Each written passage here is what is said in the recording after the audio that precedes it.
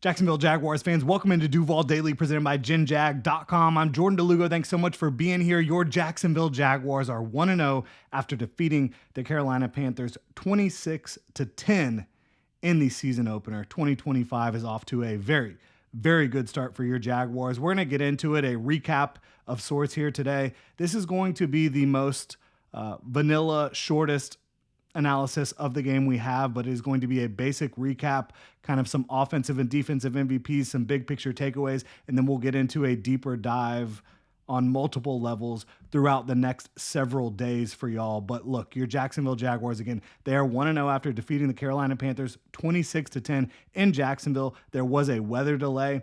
Did it impact the game all that much? Honestly, I have no idea. There's no way to really say how the game would have played out had the rain delay, weather delay not happened. But your Jaguars finished it up 26-10 against the Carolina Panthers.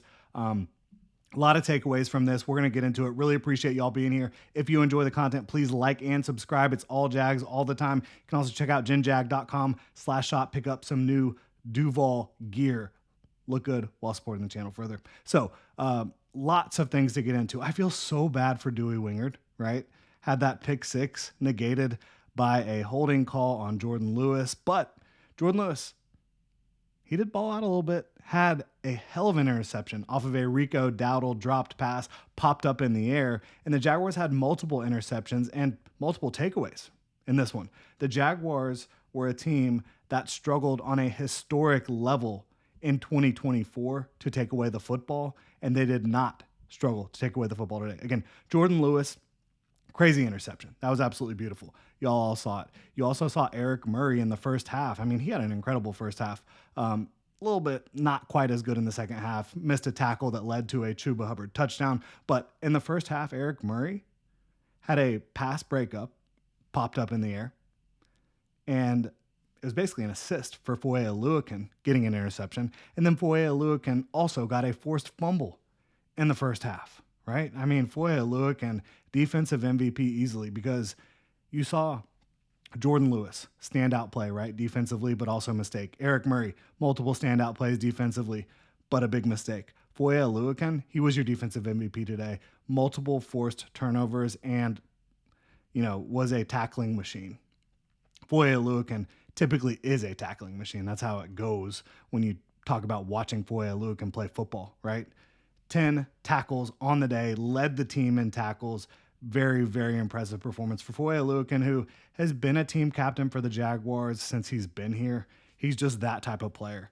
But I do want to shout out Eric Murray because he's a safety who the Jaguars brought in. They feel very confident in him. They liked what they saw from him in Houston for the last several years, especially last year when he had a really big role with them. He's been a leader. Even though he's not a team captain, he is a leader. And they had a lot of confidence in their safeties, and those safeties did a good job today. So credit to Eric Murray, credit to Dewey Wingard. Not perfect, but very good games for them. And Foye Oluokun, definitely the defensive MVP, maybe the MVP of the day. Multiple forced turnovers and 10 tackles. I don't know how you get much better than that from the linebacker position. So kudos to you, Foye Oluokun. Absolutely love it. Been one of my favorite players for the Jaguars for a very long time. That will continue moving forward. I think he's in a defense right now that will allow him to really shine. Like, this is a guy who's been a very good player in some bad defenses throughout his career. When you get him on a defense that's well coached, and I think Anthony Campanile is a really good defensive coordinator based on what we saw today and based on what I've heard since before he got here or when he got here. The people that he's been with in the past speak so highly of him. And since he's been here, I think that his players play really hard for him. They're excited to play for him. But Foye Oluokun, how about it? Travis Etienne, wow. Got to be the offensive MVP. 16 carries, 143 yards, 8.9 yards per carry, a long of 71. A huge run by Travis Etienne. Shout out to Brenton Strange for the block that sprung it, but then De'Ami Brown as well, doing a good job blocking down the field. Brenton Strange, it's not going to go down as like this unbelievable day for him from a stat perspective, but he was huge. as a utility player. And then also 4 catches for 59 yards on 4 targets. He averaged 14.8 yards per catch, and he was a player who Trevor Lawrence could consistently rely on in big moments in this game. So Brenton Strange, again, how about it?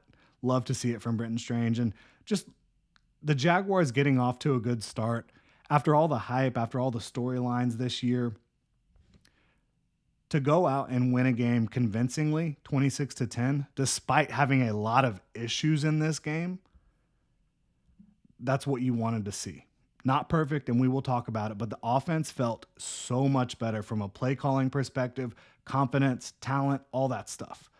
Travis Hunter, the other Travis on the offense, who had a really nice day overall, really the biggest name in Jacksonville now after the Jaguars traded up from 5-2 to get him, gave up first round picks to do so.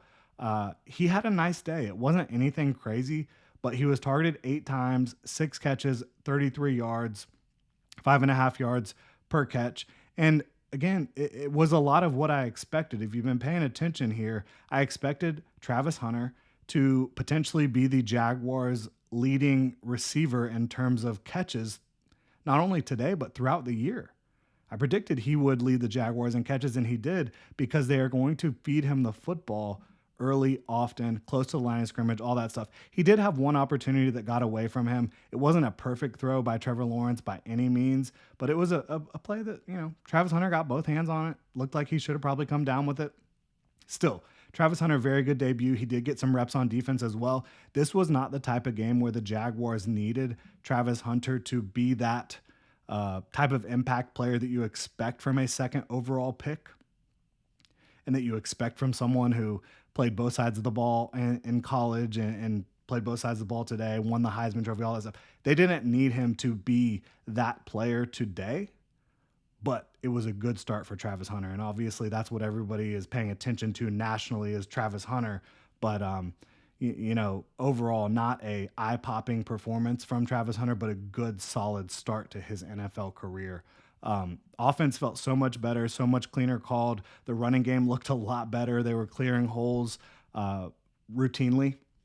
They were just, you never saw, or I shouldn't say never, you very rarely saw last year in 2023 as well, big holes for running backs to run through. Well drawn up run concepts and well executed concepts. You saw that a lot more today, right?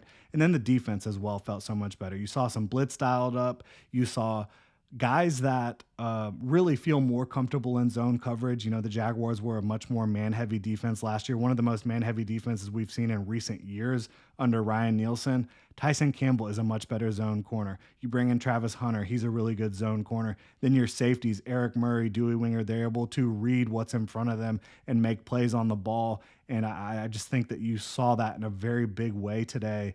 The zone defense, and a well-executed zone defense, performing at a much higher clip. Loved to see that. There were certainly some moments where the Panthers' run game was a little bit too effective, especially early on. It kind of slowed down, and there were some really impressive run stops by the Jaguars in short yardage situations. And so I think the Jaguars kind of picked it up in the run defense department in this one against a good run blocking offensive line. Even without Ikem Ekwonu, this is a good run blocking Panthers team, a good rushing Panthers team. And they did pick up 113 yards on the ground, which is nothing out of the ordinary. That's very average, pedestrian, 4.5 yards per carry. But Bryce Young had 5 carries for 40 yards. You take that away, which you don't want to completely eliminate from that from the analysis, but the running backs really didn't have all that effective of a game. Chuba Hubbard ended up with 16 carries for 57 yards. He did score a touchdown on a catch out of the backfield, but when you're talking about the run defense, I think that this was a game where, for the Jaguars to win, they needed to execute in the run defense department. And overall, outside of the first couple drives, I think they really did that at a high clip. And that's something they can hang their hat on. Again, I'm impressed with Anthony Campanile's first play calling outing as the defensive coordinator for the Jaguars. I talked about this before the game. The Jaguars were the more talented team, and I believed the team that would be much better coached. And it looked like that in this game. I mean, they won 26-10 despite having a lot of areas to improve upon. Um, we're going to get into those areas to improve upon. But first, I did want to mention no Mason Smith in this one, which was a bit of a surprise. Defensive tackle. I think that really it is an odd situation, especially after what happened last year with Mason Smith, where he was a second round pick, didn't get on the field a lot, was inactive a good bit. So we'll need some more clarification. And the Jaguars coaching staff could be talking about that. Liam Coen could be talking about that right now. I have not listened to the post-game press conference yet. Again, we'll dive much deeper into the analysis part of this, but no Mason Smith was a surprise. However, with Eric Armstead, with Devon Hamilton, with Austin Johnson and Colin Saunders, you needed to defend the run today, and those are the guys that I think maybe they felt most comfortable with defending the run. Now, as I mentioned, even though it's a great start, 26-10 win in week 1, Jaguars fans, you should be happy, you should relish in this. There is a lot to improve upon. This is a performance in which the Jaguars probably should have dropped 40 on the board at least. There was a lot of offensive mistakes, holding calls, other offensive penalties way too often, drops. Trevor missed a couple throws, threw an interception that was ill-advised, right? Like, no one was really perfect on the offensive side of the ball outside of, maybe Travis Etienne. Fantastic performance, right? But there was a lot to improve upon. And against a better team, which I think the Panthers, as I've said, could be a team that looks decent down the stretch, but they have a long way to go. They're young, especially on the defensive side of the ball. They have a lot of new pieces. Derek Brown coming back from injury, which, by the way, he made some nice plays. They have the potential to be a decent team down the stretch, but I did not expect them to be a decent team in week 1, and I think we saw that pretty clearly.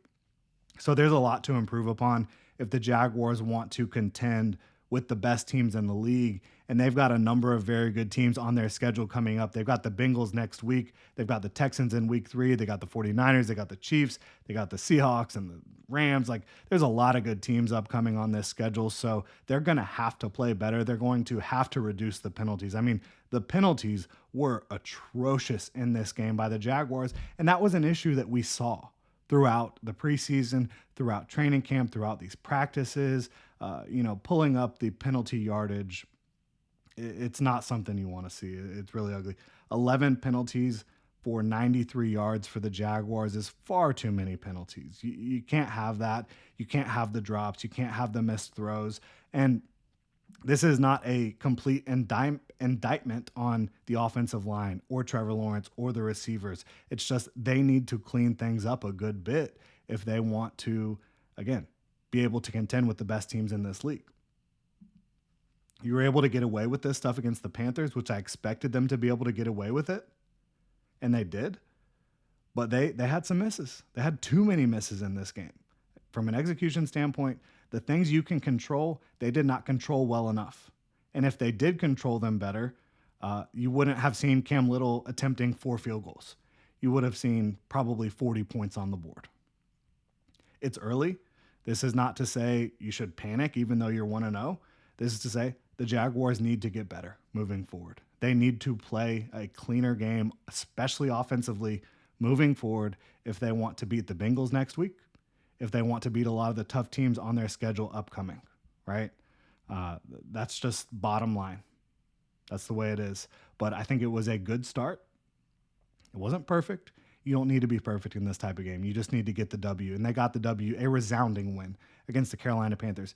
Improve on the things you need to improve upon. Penalties, drops, basically just mental mistakes, execution. And you will have an opportunity with the talent on this football team and the coaching that this football team now has to win a lot of games this year. Really appreciate y'all tuning in. We'll get into this game a lot more throughout the coming days. But again, thank you so much for being here. If you enjoy the content, please like and subscribe. Y'all have a good one.